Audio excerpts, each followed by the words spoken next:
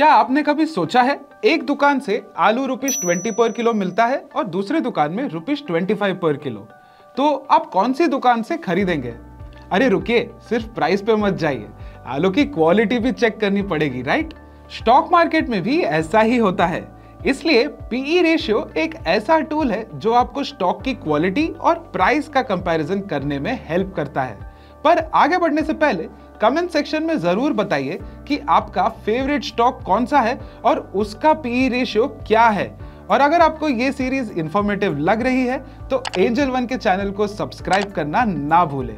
तो चलिए शुरू करते हैं। हमने वैल्यूएशन रेशियोज के एपिसोड में पीई रेशियो का बेसिक फॉर्मूला सीखा था, जो है current share price divided by earnings पर शेयर। ये रेशियो एक इन्वेस्टर्स को ये समझने में मदद करता है कि एक शेयर का करंट प्राइस उसकी अर्निंग्स के कंपैरिजन में सस्ता है या महंगा। लेकिन पीई रेशियो का एनालिसिस सिर्फ नंबर्स का गेम नहीं है, it's about interpreting the story behind those numbers. तो चलिए इसे स्टेप बाय स्टेप समझते हैं। पहला पॉइंट है कि हाई पीई रेशियो का मतलब हमेशा महंगा नहीं होता। हाई पीई रेशियो हर बार ओवर वैल्यूड नहीं होता, ये ग्रोथ एक्सपेक्टेशंस को दिखाता है।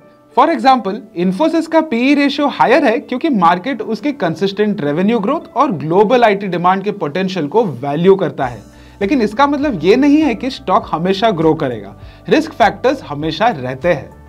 दूसरा पॉइंट है, लो पीई रेशियो हमेशा सस्ता नहीं होता। लो पीई रेशियो एक वैल्यू बाय लगता है, लेकिन जरूरी नहीं कि हमेशा अच्छा हो। जैसे टाटा मोटर्स का स्टॉक का पीई रेशियो लो था जब ऑटो सेक्टर स्ट्रगल्स कर रहा था और मार्केट को ऑटो सेक्टर के डिमांड रिकवरी पे पूरा भरोसा नहीं था। दोस्तों, पीई रेशियो का एनालिसिस तभी यूजफुल होता है जब आप सेम सेक्टर के स्टॉक्स कंपेयर करें। जैसे हिंदुस्तान यूनिलीवर और इन्फोसिस का पीई रेशियो कंपेयर करना गलत होगा। लेकिन अगर आप आईटी सेक्टर के अंदर इन्फोसिस और विप्रो का पीई रेशियो कंपेयर करें तो ज्यादा रेलेवेंट इंसाइट्स मिलेंगे। How to use PE ratio in earnings analysis. Growth investing के लिए पीई रेशियो का यूज। अगर आपको एक हाई ग्रोथ कंपनी चाहिए तो हाई पीई रेशियो स्टॉक्स को टारगेट करें, लेकिन उनका अर्निंग्स ग्रोथ रेट जरूर एनालाइज करें।